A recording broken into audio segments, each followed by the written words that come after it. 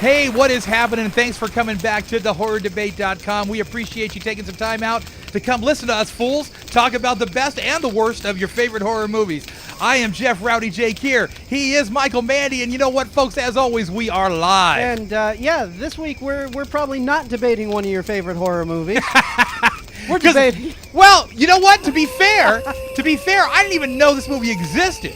And I'll tell you about it in a minute, how I got to figure out, that this movie was even on the platter. All I know is you just said, dude, we're watching this movie tomorrow. Yeah. And I watched it. Well, it's called Choose, and it's from a director that has a fantastic name to be directing horror movies. Marcus Graves. I mean, how cool is that, right? That's very cool. And we saw this actually on Netflix. And let me tell you a little backstory real quick. Got to give a shout out to our good friend Samantha, who said, "Hey, Jeff, have you checked out Choose?" And I started singing, "Woo, got to choose." Yeah, being a Nutty Kiss fan. But anyway, I said, "No, what is it?" She goes, "Oh, it's really good. You got to check it out." So popped up the Netflix. There it was. Me and Mikey saw it, and I don't know if we totally agreed with her, but you know what? It was a little entertaining. Talk to us, Mikey. What's it about? Oh, well, it stars Catherine Winnick, and I recognize her right off the bat as, that's Celie Booth's girlfriend on Bones. Bones. Yeah. Remember they brought her in because they wanted to create attention, but then Bones got pregnant, so they dropped her from the script real quick. You know what? I'll tell you this right now. If she's on Bones, I'll watch it. You'd like to get on. I'll watch it. Okay, yeah. she was something, man. Yeah. So, but anyway, and I thought her performance was pretty good too. Not just looking at her. You know what I mean? Oh, she was on something else. Amusement. Oh yeah. She was in Amusement. That's right. She was. And Amusement was really good. I dug that movie.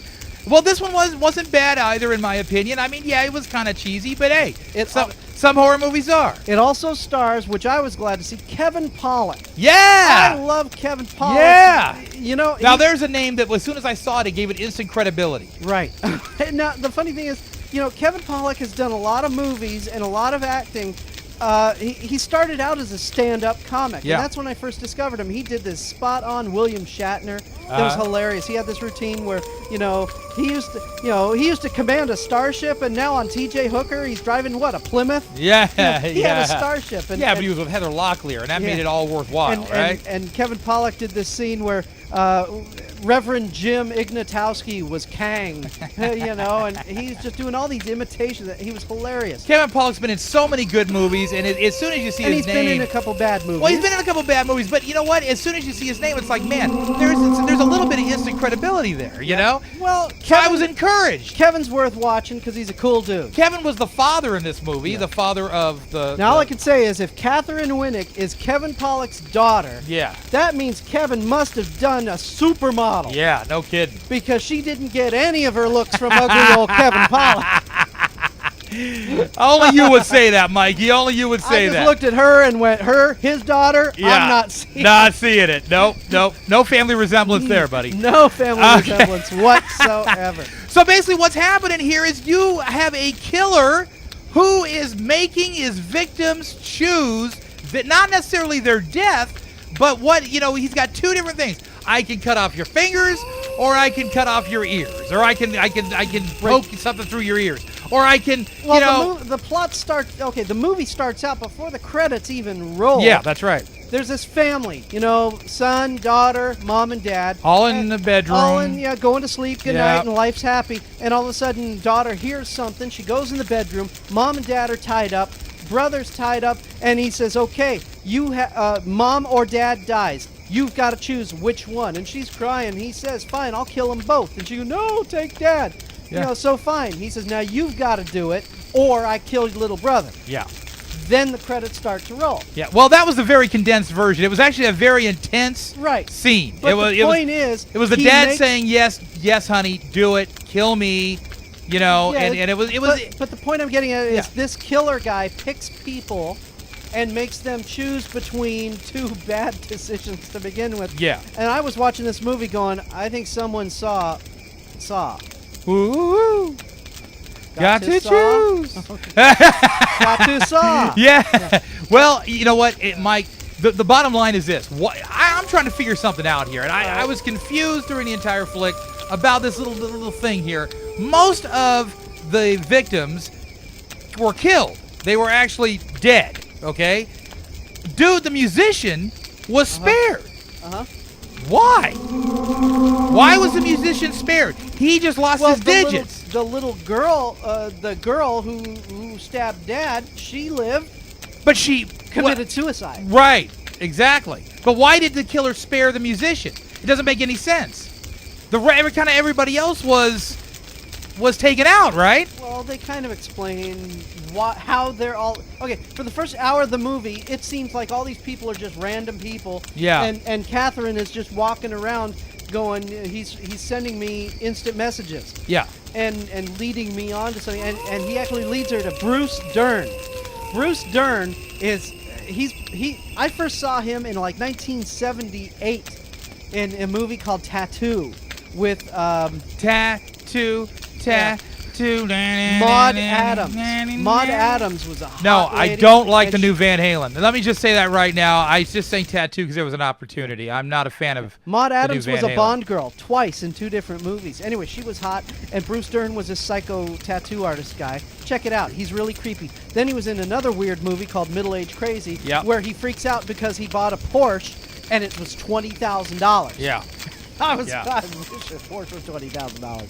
But anyway, Bruce Dern's been around a long time. What is he doing in this film, Mikey? He is a doctor that worked at a juvenile facility and practiced a weird form of therapy. Yes. And this one kid took it and ran with it. Oh, yeah. And hence our movie. Choice therapy, right? Mm-hmm. So that's basically the basis for why this guy is doing this. And, it wasn't terrible, Mike.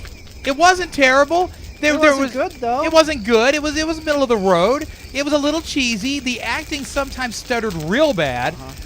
But beyond that, I mean, I didn't sit there. It wasn't like I was sitting there bored, flipping my, computer on and going to look at other sites while I'm watching this thing.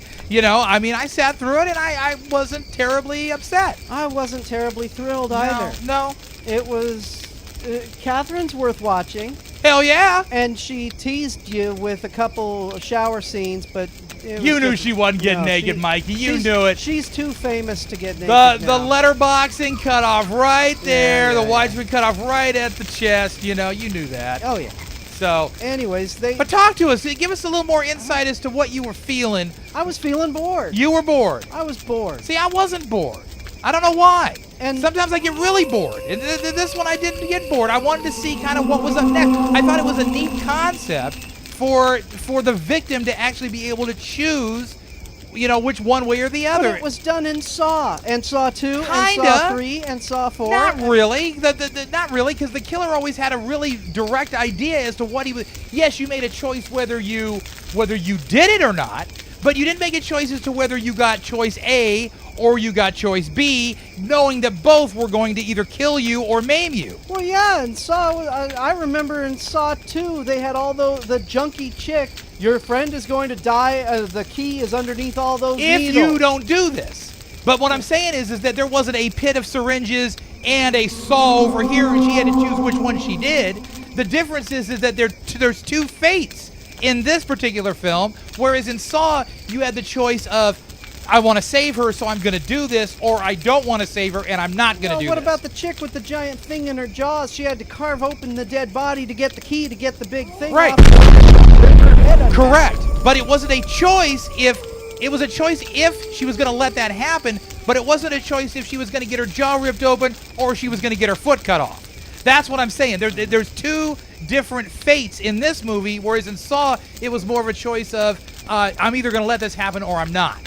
Okay, there's a little bit of difference there. They still both have choices, but there's not 2 different things that's going to happen to you in Saw.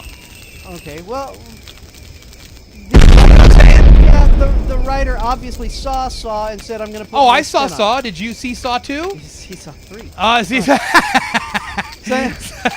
So, I don't know. Yeah. It was just because everything... So this reminded you of Saw?